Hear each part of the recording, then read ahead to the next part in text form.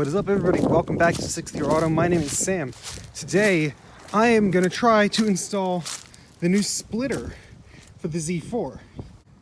Since I don't know where the actual jack is, the crossbar I'd set up, I'm going to use this wrench to try and lift my car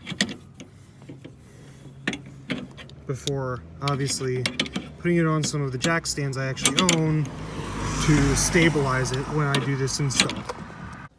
Okay, now I've got the splitter mounted. Time to get some drilling. Okay, now that this side is on for the most part, unfortunately I can't get it to mount perfectly because I've got the mud guards still. I have to go to the other side and do the last bit of drilling.